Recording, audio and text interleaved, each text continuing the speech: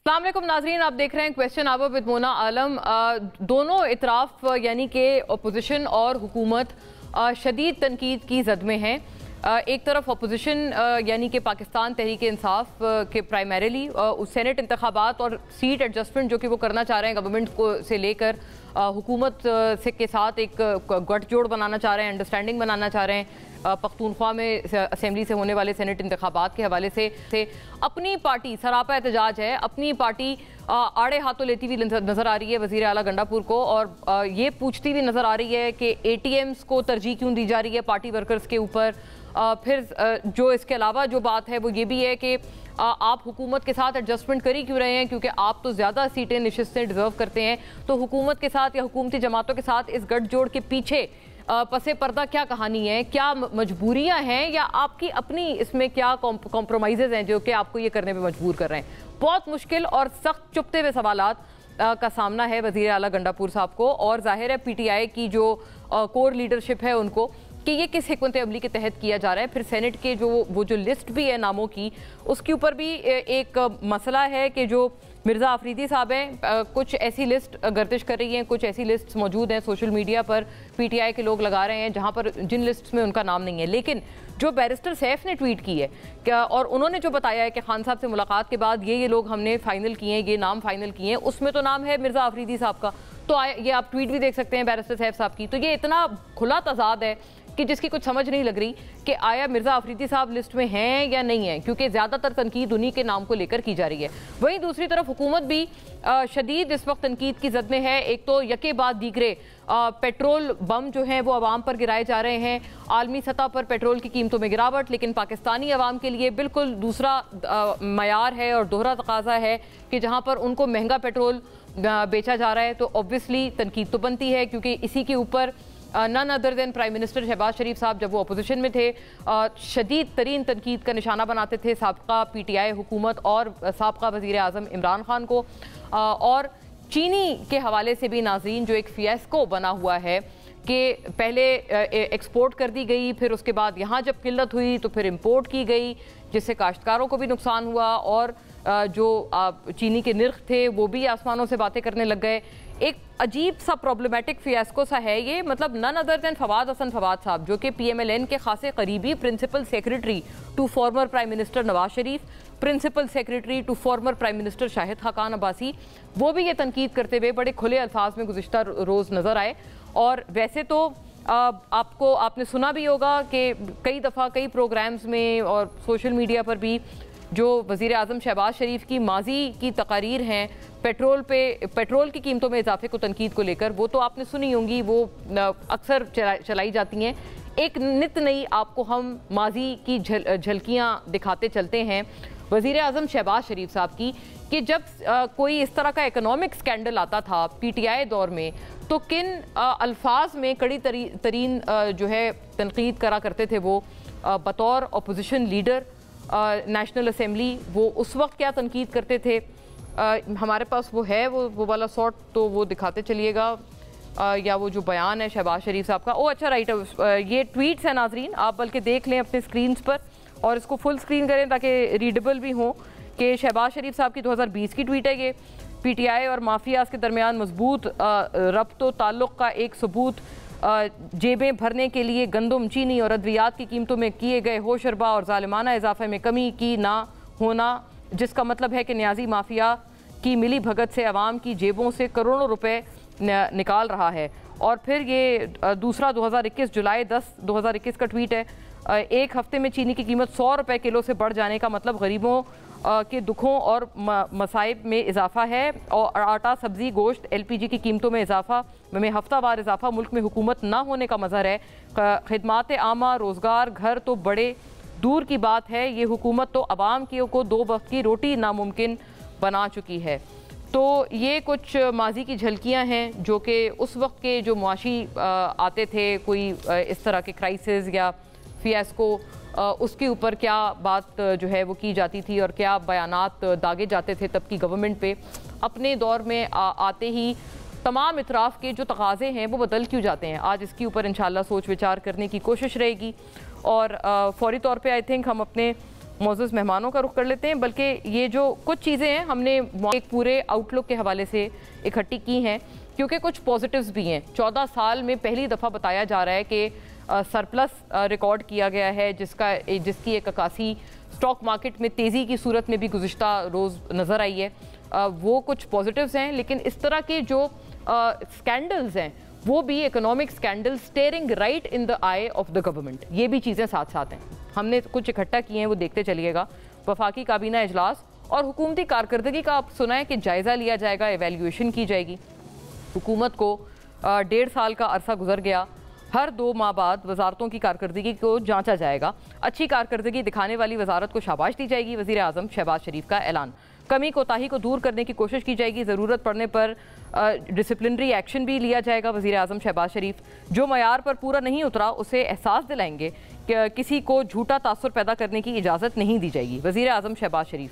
Stock market में तेज़ी सरमायाकारों के एतमाद का मज़हर है, मुआशी तरक्की के लिए हम सब मिलकर काविशें कर रहे हैं, ये भी उन्होंने कहा प्राइम मिनिस्टर ने। और स्टेट बैंक के मुताबिक मुल्की करंट अकाउंट 14 साल के बाद 2.1 अरब डॉलर सरप्लस हो गया, यानी कि करंट अकाउंट डेफिसिट जो होता था वो अब 14 साल के बाद करंट अकाउंट सरप्लस में तब्दील हो गया है। इससे कबल माली साल 2011 में 21 करोड़ 40 लाख डॉलर सरप्लस रहा था।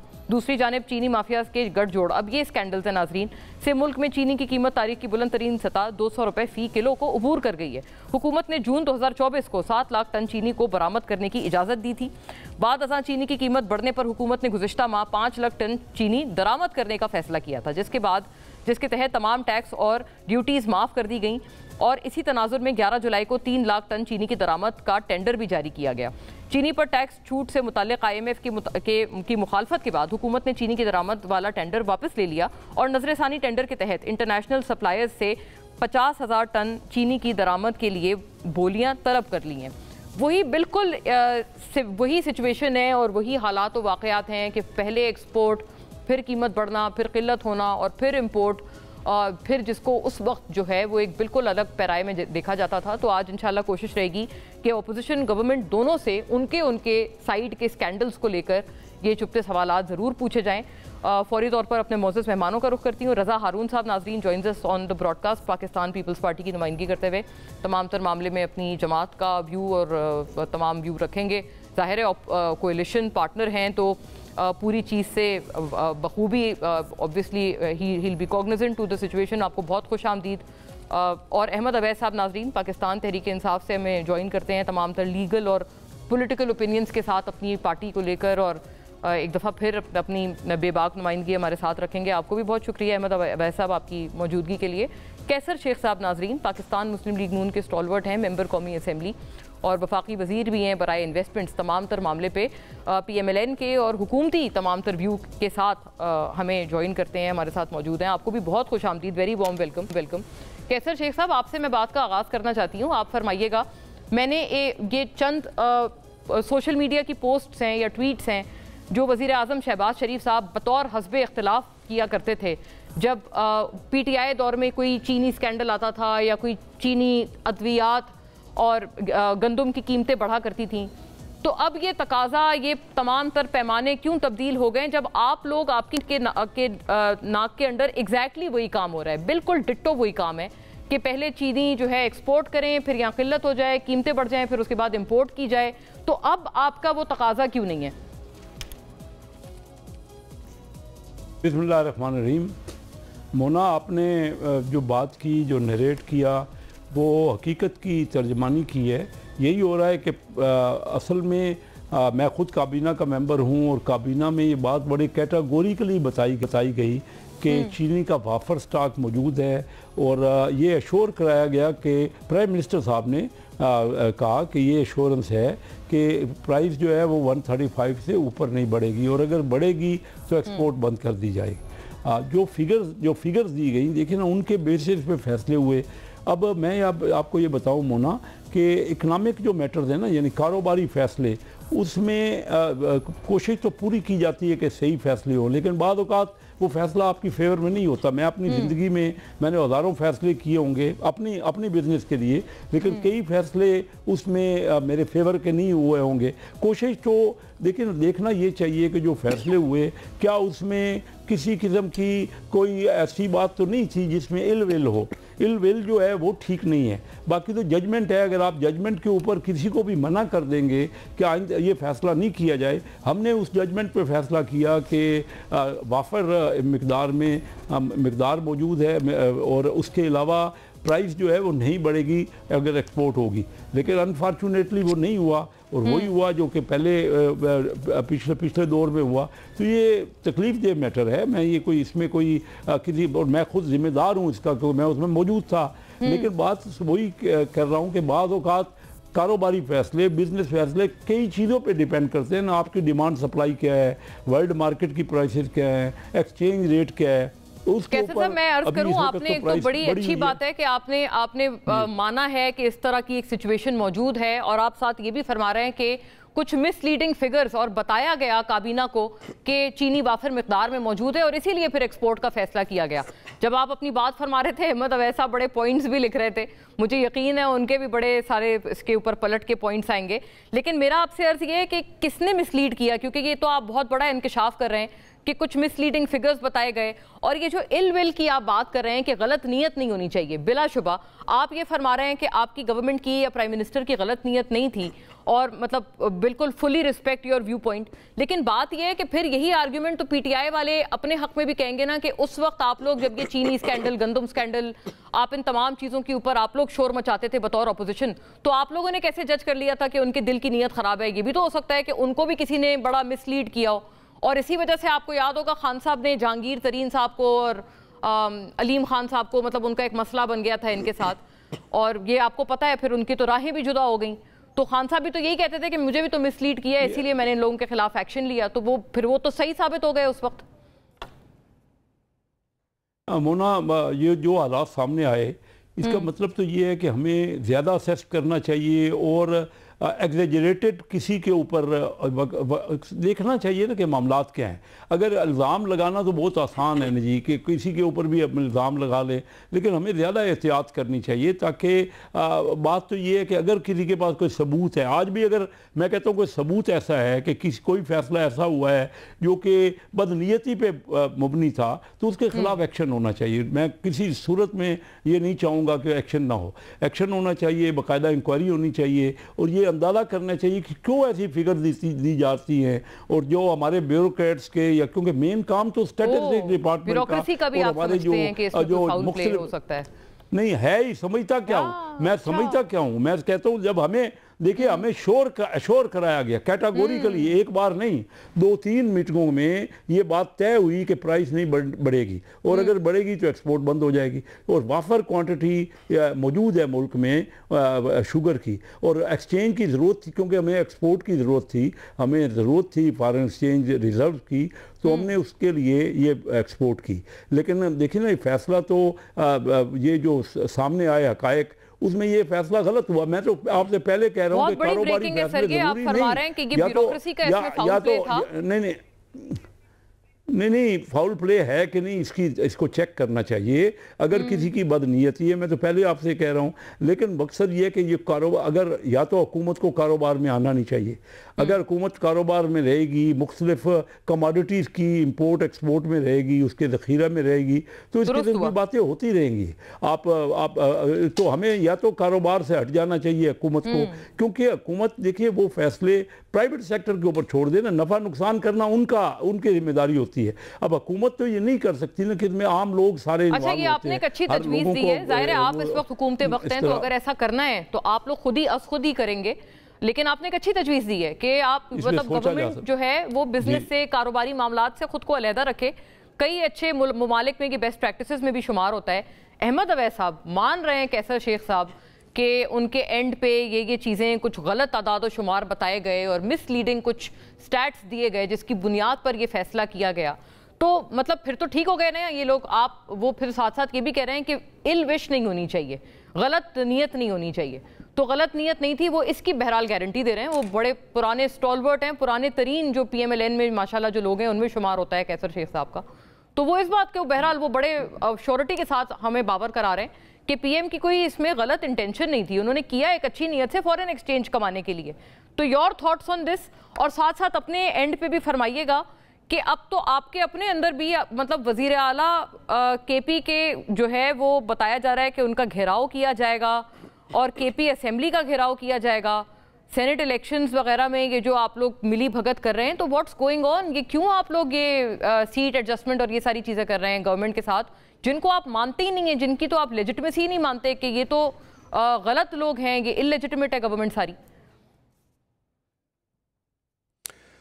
देखिए, मैं आपको बताऊं कि पहले तो कैसो साहब ने मेरे ख्याल में बड़ा डिस्पैशनेट होके जो एनालिसिस किए हैं बहुत अच्छी है, और बड़ा मैं अक्सर देखा है, मेरे प्रोग्राम के साथ आते भी रहे हैं, तो इनमें ये खूबी मौजूद है। और सीजन आदमी हैं, पढ़े लिखे हैं और मैच्योर हैं, और यही अंदाज होना चाहिए डिस्कशन का कि इंसान लॉजिक एंड रीज़न के ऊपर बात करे, एक्सेप्ट कर ले और या अपनी बात को एक्सेप्ट करवा ले।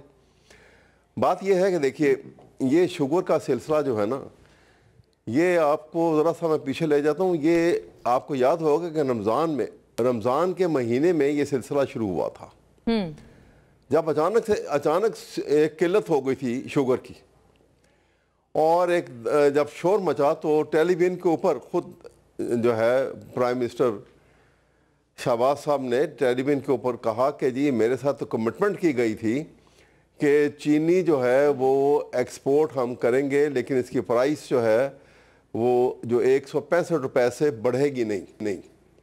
ये एक दफ़ा नहीं, बार टेलीविजन के ऊपर उन्होंने ये स्टेटमेंट आके दी थी।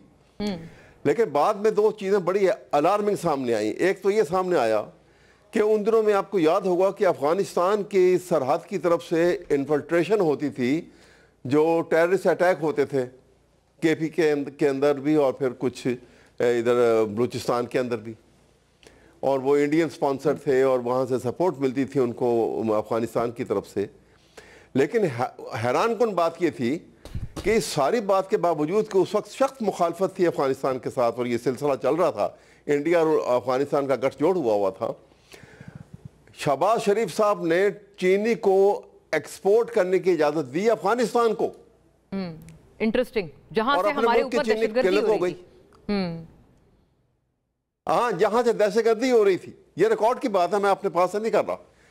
और इसके ऊपर शोर हंगामा हुआ बड़ा, और फिर उन्होंने बड़ी कोशिश की कि नीचे हो जाए वो उसी प्राइस के। मुझसे तो बार बार कहते थे कि मुझसे तो कमिटमेंट थी कि ये प्राइस हो गई, ये बढ़ गई। फिर उन्होंने इंटरव्यू किया जो इसहाक डार साहब ने, और उन्होंने कहा कि नहीं हम अब 180 प्राइस फिक्स कर देंगे, लेकिन वो भी ना रह सके मुस्तकिल प्राइस। और उसके बाद क्या हुआ कि वो उस किल्लत को पूरा करने के लिए इन्होंने इमीडिएटली अर्जेंसी के अंदर चीनी को इंपोर्ट किया, और आप जानते हैं कहां से किया? वो दुबई के रास्ते इंपोर्ट हुई और वो इंडिया से आ रही थी। इंटरेस्टिंग। अच्छा, इंडिया से इंपोर्ट भी किया चीनी? वो मैं आपको बता रहा हूं इस वजह से कि अब दुबई में तो कोई नहीं है ना, दुबई में तो कोई गन्ना तो नहीं पैदा होता ना, वहां तो कोई शुगर मिल नहीं लगी हुई, तो दुबई में शुगर कहां से इंपोर्ट होगी? वो दुबई के रास्ते से आई। ये रिकॉर्ड की बात है, ये सारी आपके सामने है। तो ये खतरनाक सूरत हाल जो इस मुल्क में पैदा की गई है। और फिर देखिए, शहबाज शरीफ साहब जो हैं, क्या शुगर मिल्क एक से ज्यादा के मालिक नहीं है? क्या ये प्राइस कंट्रोल अगर उन्होंने यूनियन ने इकट्ठे बैठ के प्राइसेस बढ़ा दी हैं और उन्होंने एक गठजोड़ कर लिया है, ये उनसे अपने आप को अलग करके, Are you suggesting कि prime minister may be a beneficiary of this? ये मैं आपको बिल्कुल मैं रिकॉर्ड की बातें बता रहा हूं कि आप बेशक इसको कंफर्म कर सकते हैं। ये चाहते तो अपनी मिलों को अलग करके और कहते कि हम तो कॉस्ट प्राइस के ऊपर आवाम को दे देंगे। अच्छा, क्योंकि बहुत तकलीफ में है लोग जी, तो सबको डाउन करनी पड़ जाती। बाकी भी जो एग्जॉर्बिटेंट प्रॉफिट लगा इसमें से निकाल रहे थे, लेकिन ऐसा नहीं हुआ। इसी वजह से आपको याद, अगर आप थोड़ी सी तारीख पढ़ें तो आज से 2500 साल पहले सोक्रेटिस ने भी और फिर प्लेटो ने यह कहा था कि a king should be a philosopher.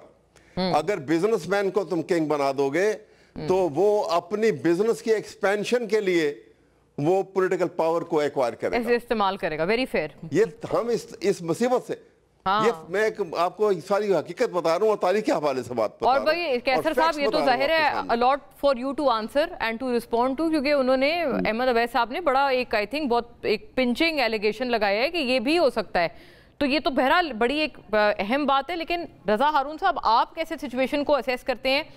मैं एक आपको दिखाना चाहती हूँ ट्वीट, प्रेजेंट डे हस्बे इख्तिलाफ उमर अयूब साहब का, ऑपोजिशन लीडर का। वो ट्वीट कर रहे हैं और वो थोड़ा आपसे भी तकाजा कर रहे हैं कि आप थोड़ा अपने आप को ना एज अ पार्टी अब आप पोर्ट्रे नहीं कर सकते कि जी हमारा तो कोई ताल्लुक नहीं है, हम तो गवर्नमेंट में भी नहीं है, हम तो एलआई भी नहीं है। वो आपसे ये पूछ रहे हैं कि where are the media anchors who used to raise a hue and cry about prices during PTI's government, are they alive? तो खैर हम तो जिंदा हैं लेकिन why doesn't Bilawal Bhutto march on Islamabad as a protest against the price hike as he did during PTI's government? The answer to these questions is that they are a bunch of characterless, worthless bunch of corrupt people. रजा हारून साहब, आपका महंगाई macaw मार्च कहाँ गया?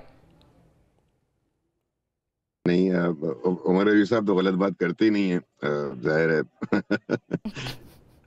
क्या बोलूं, उनको अभी रहने देते हैं। मेरा ख्याल है कि देखें, बड़ा सीरियस सब्जेक्ट है और हमें सबसे पहले ये देखना चाहिए कि इसी आप ही के प्रोग्राम में कैसर भाई बैठे हुए हैं और उन्होंने कोई लगी लिपटी नहीं रखी। उन्होंने जो एक्सेप्ट करना था वो बड़ा बोल्डली एक्सेप्ट किया और उसके बाद उन्होंने कहा कि रेटिफिकेशन के मेजर्स भी ले लिए हमने। अब जो गलती हुई है उसके ऊपर मुझे यकीन है कि कोई कमेटी बैठी होगी और वो कोई ना कोई इसके ऊपर किसी ना किसी के ऊपर रिस्पॉन्सिबिलिटी फिक्स करेगी कि आया ये गवर्नमेंट को मिसलीड किया गया, और अगर डिलिबरेट मिसलीड किया गया तो फिर जाहिर है कि उस ब्यूरोक्रेट के खिलाफ या उस रिपोर्ट को कैबिनेट के सामने प्रेजेंट करने वाले के खिलाफ तारीबी कार्रवाई होनी चाहिए।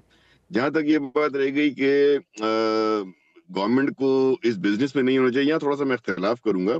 गवर्नमेंट को स्टेपल फूड जो होते हैं ना मोना साहब, स्टेपल फूड, ये हमारी नेशनल फूड सिक्योरिटी मुहिम का हिस्सा है। Correct. You can not let those staple food जो है वो प्राइवेट सेक्टर के हाथ में आप नहीं दे सकते कि उसकी वो तरसील के निजाम को, उसकी वो डिस्ट्रीब्यूशन को, उसकी ग्रोथ को, उसकी क्वांटिटी को, उसकी प्राइस को वो खुद जो है वो सेक्टर मॉनिटर करना शुरू कर दे, क्योंकि नेशनल फूड सिक्योरिटी के अंदर आता है। और चावल है, गंदम है, चीनी है, खुश दालें हैं, खुश अनाज है, ये आप जो है प्राइवेट सेक्टर को इसका कंट्रोल नहीं दे सकते। बट एज फार सारी बात कुछ डिस्टॉर्शन है फंक्शनरी का। हेलो जी रजा साहब, प्लीज गो अहेड। कुछ डिस्टॉर्शन सी है सिग्नल में। जी अब बेहतर है, प्लीज गो अहेड। बस मैं कह रहा था कि जो बात हो रही थी वो दुरुस्त बात हो रही थी, और ये स्टेपल फूड की मैं बात कर रहा था कि स्टेपल फूड जो है वो नेशनल फूड सिक्योरिटी प्रोग्राम का हिस्सा होते हैं। खुश दालें हैं, चावल है, गंदम है, चीनी है, इस तरह की चीजों को आप जो है प्राइवेट सेक्टर के हाथ में नहीं रख सकते।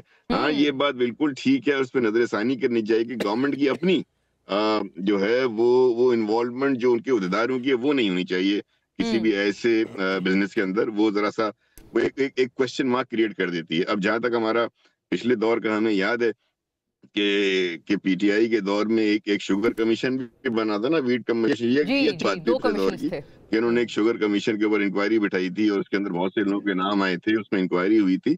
ऐसी ही इंक्वायरी ट्रांसपेरेंट होनी चाहिए, अवाम को पता होना चाहिए कि उनके साथ अगर ये जुल्म हुआ है कि आपने पहले चीनी को जो है वो एक्सपोर्ट कर दिया, बेशक आपको ज़र मुबादला चाहिए था, लेकिन ये कितनी मिसहैंडलिंग हुई है और ये बहुत महीनों के अंदर हो गई है कि आपको जो है वो एक्शन जो है वो रिवर्स करना पड़ रहा है। आपने अपने रिमार्क्स में रजा हारून साहब, आपने एक तरह से थोड़ा एप्रिशिएट भी किया है पीटीआई दौर में होने वाले स्कैंडल के ऊपर लिए गए एक्शन को। आपने ये भी कहा है कि उस तर्ज की इंक्वायरी होनी चाहिए, जबकि आई क्लियरली रिकॉल कि उस वक्त जो ये शुगर कमीशन और वीट कमीशन था उसके ऊपर पीपल्स पार्टी समेत तमाम अपोजिशन जमातें कहते थे कि आपकी अपने पार्टी में जो लोग हैं ना, जो आपको तंग कर रहे हैं, ये तरीन साहब हैं या दीगर हैं, इनको आड़े हाथों लेने के लिए आपने जानबूझ के इनका नाम इस कमीशन की फाइंडिंग्स में डाल दिया है ताकि ये लोग थोड़ा सुधर जाएं और हमें गवर्नमेंट को या उस वक्त की गवर्नमेंट को तंग करना बंद कर दें। आज तो आपने तारीफ कर दी कि उस वक्त अच्छा किया था इन्होंने हैंडल। नहीं, मैं तारीफ इसलिए कर रहा हूँ कि देखें, हमें भी जो है ना वो तनकीद बराए तनकीद ही नहीं करते रहना चाहिए ना। हम अगर कोई जी पॉजिटिव काम हुआ था और उसमें ये नहीं था, जबरदस्त। सिर्फ तरीन साहब नहीं थे, खुसरो बख्तियार साहब का नाम आया था जी खुसरो और बहुत से बख्तियार का लोगों का नाम। नाम आया था। तरीन साहब तो हाईलाइट इसलिए हो गए थे कि बेचारे उन पर तो गुस्सा था, तो वो गुस्सा यहाँ वो वाकई गुस्सा उन पे निकला है। तरीन साहब के अच्छा। बाद उसके बाद जितनी भी इंक्वायरी उसमें सब में क्लियर हो गए वो।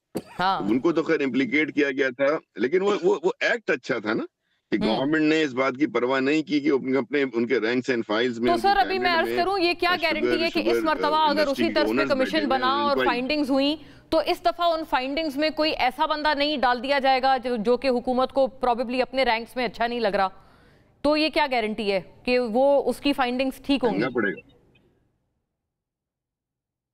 तो उसका फेट फिर वही होगा जो पिछली वाली गवर्नमेंट का हुआ था। Oh my God. अच्छा, जो है ना इस तरह के जब एक्शंस करती है, हाँ, you know what happened to Khan sahab. बहुत सही बात है, आपको बड़ा खबरदार कर दिया है कैसर शेख साहब। बहुत कम बात में उन्होंने मुख्तसरन क्या दरिया को खूजे में बंद कर दिया। हाँ जी, गो अहेड रजा साहब, ब्रेक पे हम जाएंगे फिर वापस आएंगे। कैसर भाई ने तो उससे भी आगे काम किया है ना, ही हैज ऑलरेडी एक्नॉलेज। हाँ नहीं, बट उन्होंने आपने ये फरमाया ना कि एक इस तरह की कमीशन बनाई जाए इस तर्ज पे और उसकी ट्रांसपेरेंट उसकी फाइंडिंग्स हो, वरना वो अंजाम हो सकता है जो कि ये भी आपने साथ खबरदार किया है कि वो अंजाम हो सकता है जो कि खान साहब की गवर्नमेंट का हुआ। After a break.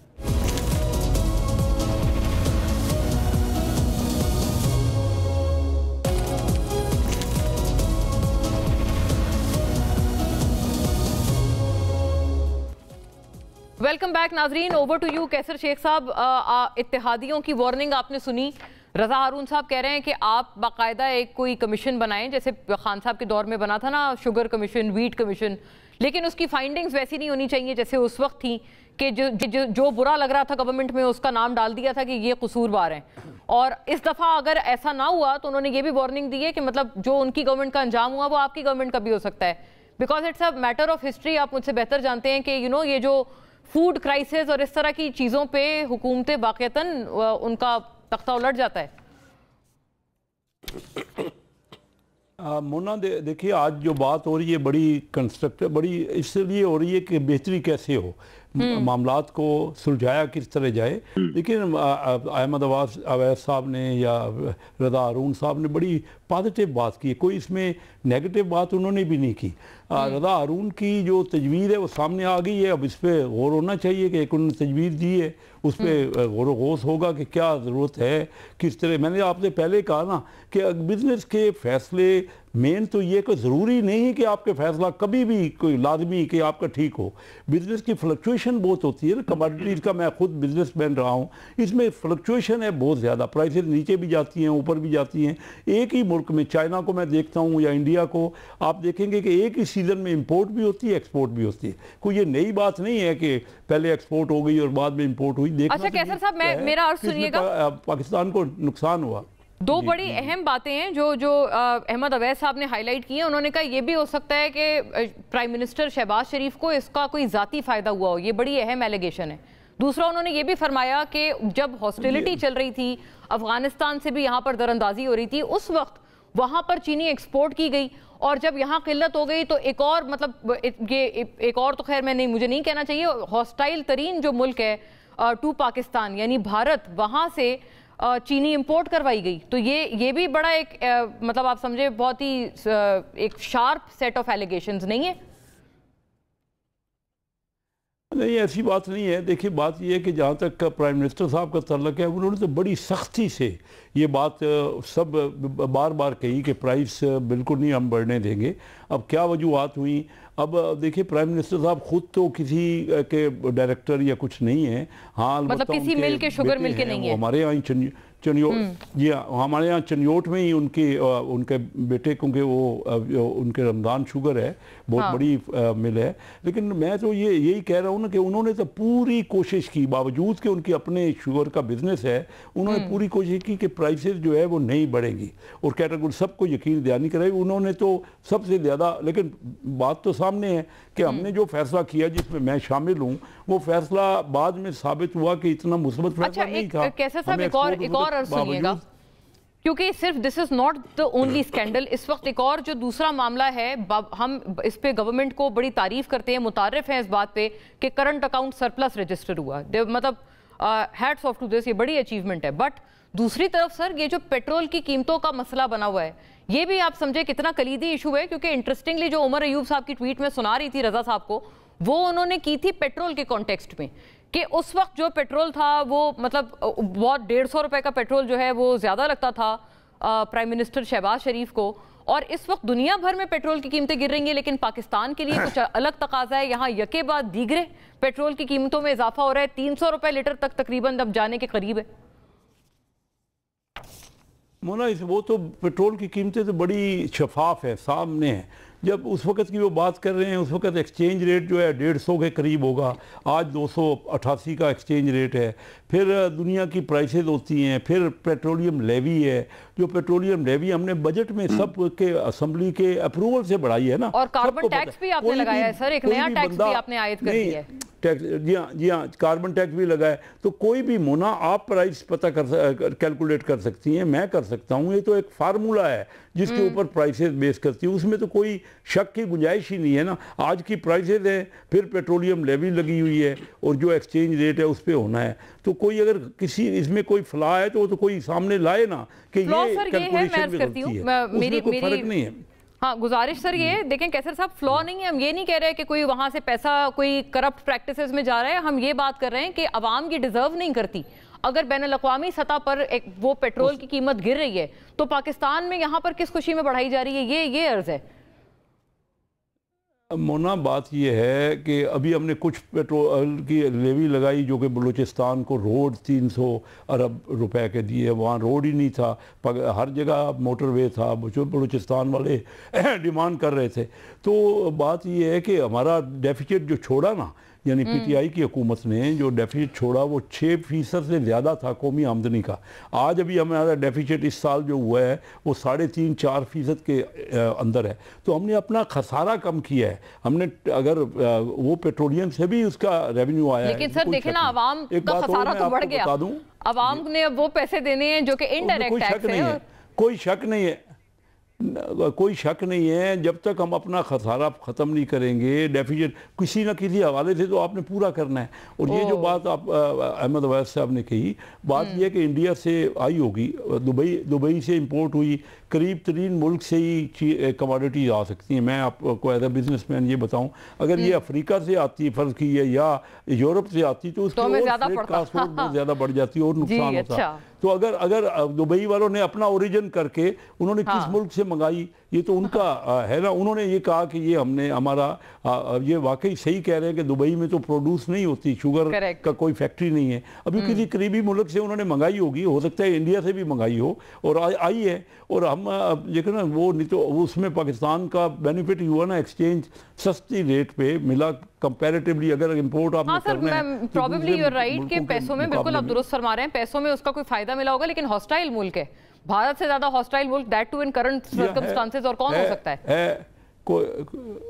कोई शक नहीं, इसमें कोई शक नहीं है। और उसमें बैंड है, हमारा टोटल इंपोर्ट तो बैंड है। तो उन्होंने डिक्लेयर गलत किया होगा ना, गलत क्या ये वो बताया नहीं होगा कि ये इंडिया की शुगर है। बहरहाल ये चीज़ें हैं कमोडिटी बिजनेस में। मैं कहूँ कि ये ऐसा ही होता है ना, जब कोई इंपोर्ट करे वो तो उन्होंने कभी, हमने तो बैन की हुई है ना इंडिया से, तो उन्होंने तो एक्सपोर्टर ने रिवील नहीं किया होगा कि ये इंडिया की। बताएं भाई अहमद अवैस साहब, आप मुस्कुरा रहे हैं सर। कोई अहमद अवैस साहब, आप क्यों मुस्कुरा रहे हैं? अगर वहां दुबई ने नहीं बताया कि वो चीनी इंडिया से आई थी तो हमें क्या पता? और हमें तो माली तौर पर फायदा भी हुआ इसका। हमने तो वैसे बैन किया हुआ है ना डायरेक्ट तमाम तरह का ट्रेड इंडिया से, वो तो बैन ही रहा।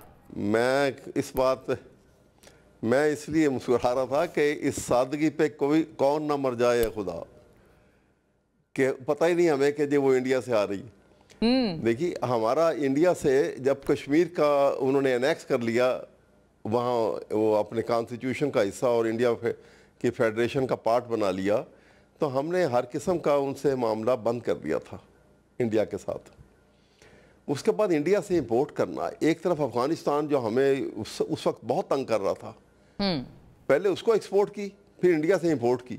इसका मतलब है कि हम दोस्त और दुश्मन को पहचानते ही नहीं है। या अपनी सिर्फ हम एक बिजनेसमैन एटीट्यूड है कि जिसके लिए कोई बाउंड्रीज नहीं होती हैं, नेशनलिज्म की कोई कैद नहीं, नेशनलिज्म कहाँ गया? सही हुआ फिर। मैं अर्ज कर रहा था, मैं इसलिए अर्ज कर रहा था कि मैं देखिए मैं किसी के खिलाफ बात नहीं कर रहा, मैं एक असूली सी बात कर रहा हूँ बिल्कुल, कि हुकूमत चलाना बड़ा मुश्किल काम है। और इसी वजह से कहा जाता था पहले एक कि किंग को फिलोसोफर होना चाहिए, किंग डिस्पैशनेट होके बिल्कुल अपने जो है ना उसका अपना इंटरेस्ट, हर मामले में उसका कोई इंटरेस्ट ना हो। वैसे sir just a thought, Khan साहब क्या इस तकाजे पे पूरे उतरते हैं? खान साहब फिलोसोफर हैं। आजकल तो प्रेसिडेंट ट्रम्प जो है सबसे बड़े बिजनेसमैन है, दुनिया के सबसे बड़े बिजनेसमैन है, सबसे लेकिन ये बात है ना, हाँ बताएं, सदर ट्रम्प भी तो बहुत बड़े और मायनाज बिजनेसमैन हैं। करेगा बीच ना, अच्छा खासा चल रहे छेड़ना। मैं इसीलिए कह रहा हूँ कि मैं इसीलिए अर्ज कर रहा हूँ कि ये जो सूरत हाल है ना, इसमें हमें बहुत सारे एस्पेक्ट को देखना होगा कि देखिए मतम नज़र जो है ना पाकिस्तानी कौम है, अवाम है, और अवाम आपको एक यानी आपको और मुझे जितना पता है इससे ज्यादा जो है प्राइम मिनिस्टर को पता होना चाहिए कि पाकिस्तान की 25 करोड़ अवाम में से इस वक्त 12 करोड़ अवाम बिलो पॉवर्टी लाइन है। आपको पता है? ये फिगर जो है ये मुस्तनद फिगर बता रहा हूं मैं आपको, बिल्कुल, क्योंकि about 50% Awam below poverty line है। ये एक वर्ल्ड बैंक की रिपोर्ट है। बिलो पॉवर्टी लाइन की हॉरिबल लाइफ है, आप सोच भी नहीं सकते, हॉरिबल लाइफ है बिलो पॉवर्टी लाइन। सवाल कीड़े मकोड़े की लाइफ है, जानवर की लाइफ है। पे ये सवाल का जवाब जरूर फरमाइएगा कि क्या खान साहब एज पर द क्राइटेरिया जो आपने खुद अभी फरमाया है कि क्या खान साहब उस पर फिर ठीक उतरते हैं, पूरे उतरते हैं कि the king should be a philosopher? Khan साहब फिर फलसफी हैं? जी बिल्कुल, मैं आपको बताता हूँ। देखिए ये कोविड का जमाना आया तो वो जो बिलो पॉवर्टी लाइन की जो परसेंटेज थी, लाइफ थी, उनको उन्होंने बाकायदा सरकारी खजाने में से पैसा बांटा। उस वक्त हालात इतने खराब थे कि ऑर्गेनाइजेशंस बंद थी, इंडस्ट्री बंद थी, एम्प्लॉयमेंट नहीं थी, लोग क्लोज डाउन हुआ पड़ा था सब कुछ, क्योंकि शदीद जो 821 का जो साल था वो इससे इतना सारी दुनिया में इफेक्टेड था कि लोग सैकड़ों लाखों लोग जो हैं डेली उनकी कैजुअलिटीज हो रही थी। तो पाकिस्तान में उन्होंने बांटा। मैं आपको एक कंपैरिजन बता रहा हूँ। इसी तरह से दो चीजें हुई, एक तरफ पैसा बांटा, एक तरफ 21 का जो साल है पाकिस्तान की फॉरेन एक्सचेंज के reserve ever highest in the history of Pakistan. ये स्टेट बैंक की रिपोर्ट में आपको बता रहा हूँ। 2021 में तारीखी आप फरमा रहे हैं कि रिजर्व्स थे पाकिस्तान के, ये तारीखी। इसी तरह से पाकिस्तान की एक्सपोर्ट 2021 की एक्सपोर्ट जो थी वो पाकिस्तान की तारीख की एवर हाईएस्ट थी, $37 बिलियन की।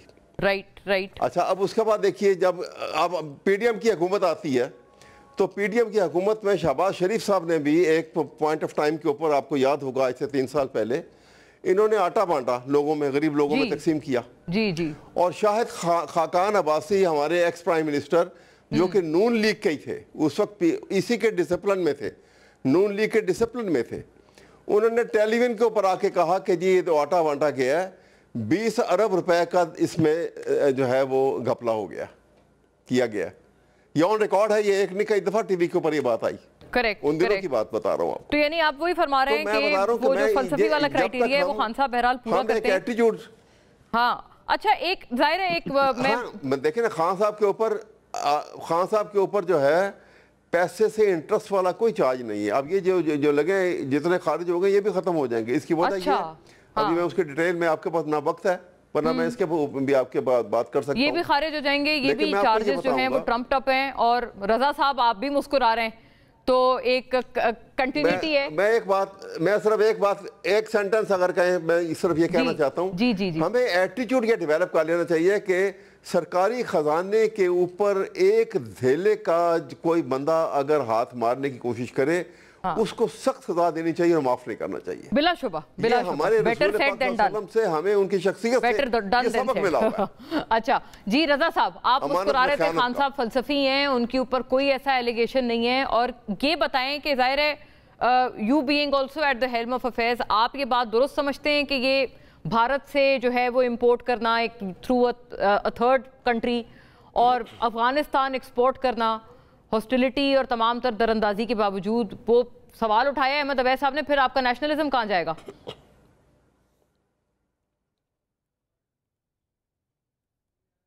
मैंने आपसे सुना है कि इसमें कितनी हकीकत है कि सोर्स क्या है इस खबर का, और जब तक ये सोर्स हमें ना पता हो हम किसी पे एलिगेशन नहीं लगा सकते। कैसर साहब बैठे हुए हैं, कैबिनेट के नुमाइंदे हैं, इसको सर्च करेंगे, देखेंगे क्या हकीकत है, फिर उस पर कॉमेंट किया जा सकता है।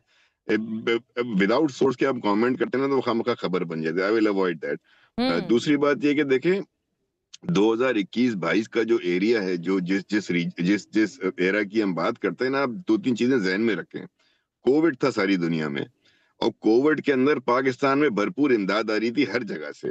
फिर कोविड के अंदर पेट्रोल ऑयल के प्राइसेस नेगेटिव में चले गए थे, यानी कि वो जो आपका ज़र मुबादला उस ऑयल खरीदने में जाता था वो नेगेटिव में मिल रहा था, फ्री में दे रहे थे ऑयल, आप उठा के ले जाएं भाई, क्योंकि ऑयल की प्रोडक्शन का मसला था। लोवेस्ट प्राइसेस थी ऑयल की, तो वो आपके ज़र मुबादले का जो ज़खायर थे उसकी आपको सेविंग हो रही थी। ये तमाम वो इंडिकेटर्स थे, वो जमाने की खबरें थी जिससे कि मईशत का आपको आर्टिफिशियल समझ में आया कि बहुत बेहतर हो गई थी। जैसे ही कोविड खत्म हुआ सारी दुनिया महंगाई हुई है, सारी दुनिया में इन्फ्लेशन डबल रेट 20% 30% ऐसे चला गया। तो कोविड के बाद तो सारा तो लोगों ने कर्जे माफ कर दिए, आपके कर्जों की किस्तें थी वो माफ कर दी, इमदाद आई, वैक्सीन की इमदाद आई, पेट्रोल की प्राइसेस डाउन थी, तो बड़े पॉजिटिव थे वो, उसके फलसफे होना जरूरी नहीं था। अच्छा, जहां तक बात है उमर अयूब साहब की ट्वीट की, देखिए अहमद अवैध साहब आपके प्रोग्राम पर बात कर रहे हैं, ये तरीका, ये है रोल ऑपोजिशन का।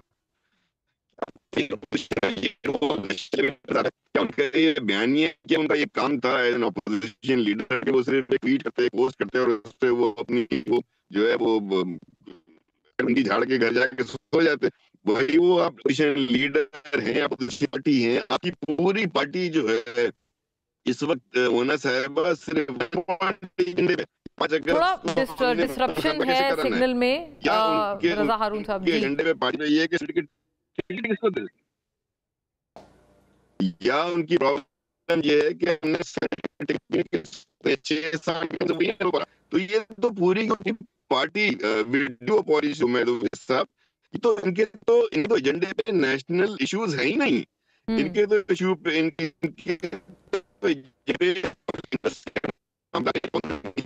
राइट। सॉरी, बहुत आवाज की डिस्टॉर्शन है। मैं आप please hold on to your comment Raza साहब, ताकि मैं दोबारा आऊंगी आपकी तरफ। बहुत ही ज्यादा डिस्टॉर्शन है, मैं आपकी बात पार्टली समझ पाई हूँ, लेकिन अहमद अवैध साहब ऑपोजिशन का जो रोल है वो ऑपोजिशन लीडर से ज्यादा आप अदा कर रहे हैं, और जरा इसका भी प्लीज जवाब फरमा दें। ये फैसल फरीद साहब, फवाद चौधरी साहब के जो भाई हैं, और मतलब बड़ा आपको पता है हमारे प्रोग्राम्स में आके पीटीआई को बड़ा बरमला डिफेंड करते हैं, वो तो इतनी तनकीद कर रहे हैं शदीद तरीन सलमान अकरम राजा साहब पे। ये तो कह रहे हैं ये तो कभी घर से ही नहीं निकला, मतलब वो प्रोटेस्ट की बात कर रहे हैं कि ये तो कभी घर से ही नहीं निकला, कभी किसी एहतजाज में शामिल ही नहीं हुआ। इस समेत बाकी भगोड़ों ने 26 नवंबर को कारकुनों को गोलियों की बारिश में अकेला छोड़ दिया और खुद रूपोश रहे। वीडियो गेम ग्रुप को इतनी तौफीक नहीं हुई कि टिकट किसी शहीद कारकुन के वारिस को ही दे देते, उनकी कुर्बानियों को मान रख लेते। बातें सुन लो, ये तनकीद ये आपके अपने पार्टी के लोग सर, ये how do you react to this Ahmed sahab? आपने दुरुस्त कहा, ये तनकीद है बहुत सारी, लेकिन सवाल ये है कि ग्रेटर ऑब्जेक्टिव को अचीव करने के लिए हमें एक दूसरे पे तनकीद तो है ना वो नज़रअंदाज करनी भी पड़ेगी, और आराम बंद कमरों में भी कर सकते हैं। आप देखिए कि जब पार्टी के अंदर क्राइसिस का पीरियड आता है ना, जब अपोजिशन का रोल होता है, फिर अपोजिशन में भी गिरफ्तारियाँ हुई, झूठे नाजायज़ केसेस बने, बड़े बड़े ड्रामे रचाए गए और बहुत कुछ होता है। उस हालत में आप जो लोग बाकी सामने हैं at the helm of affair, जिस कैपेसिटी में भी उनको वो एक चार्ज मिल गया और उन्होंने वो चार्ज अच्छा निभाया या बुरा निभाया, वॉलंटियर ही किया ना अपने आप को, कोई वहाँ कोई तनख्वाह तो लेते नहीं है, तो वो उनके अपने कहते हैं ना कि there is no shortcut to experience. अब राजा साहब की जब बात करें तो राजा साहब को ये हमें देखना होगा कि राजा साहब का पास्ट एक्सपीरियंस तो कोई नहीं था इस बात का। हाँ, पॉलिटिकल कोशिश की उन्होंने जितनी भी की, अब कहीं पे कामयाब हुए, किसी पे नहीं हुए, कहीं पे उन्होंने पब्लिकली जो बात नहीं करनी चाहिए थी वो उन्होंने कर दी, जो बात बंद कमरे के अंदर बैठ के एक दूसरे से आप लड़ झगड़ लें, बाहर निकलें तो मुस्कुराते हुए निकलें, ये एटीट्यूड होना चाहिए, नहीं हुआ। लेकिन साहब सवाल यह है कि ग्रेटर ऑब्जेक्टिव की तरफ हमें तवज्जो देनी है। तो सर ग्रेटर ऑब्जेक्टिव कैसे आएगा? ये एक लेजिटिमेट सवाल नहीं है जब आपके अपने रैंक्स में इतनी प्रॉब्लम है और मतलब बंदा आपका कारकुन नहीं पूछेगा कि हम किसकी बात माने, किस लीडर को फॉलो करें? नहीं, वो बात वाली बात तो जो हो जाती है ना, ये तो एक दो चीजें सामने आई ना, लेकिन ये बैठ के जिस वक्त अंडर लीडरशिप बाकी भी है वो जिस वक्त बैठ के रिजॉल्व करते हैं, और इमरान खान के साथ तो लॉयल्टी सारों की जो है वो बिला उसमें कोई डाउट नहीं है कि वहां से उनसे कोई बिट्रे कर रहा है, ऐसी बात नहीं है। लेकिन ये चीजें जो हैं ये it is part of it, क्योंकि ये एक्सपीरियंस से आती हैं। अच्छा, एक्सपीरियंस की बहरहाल आप फरमा रहे हैं कि कमी है। सलमान अकरम राजा साहब पहला है उनका एक्सपीरियंस था सियासी। रनिंग आउट ऑफ टाइम नाजरीन, लेकिन बड़ी इंटरेस्टिंग बात फरमाई अहमद अवैस साहब ने लास्ट में। Thank you to all the gentleman. अल्लाह हाफिज़।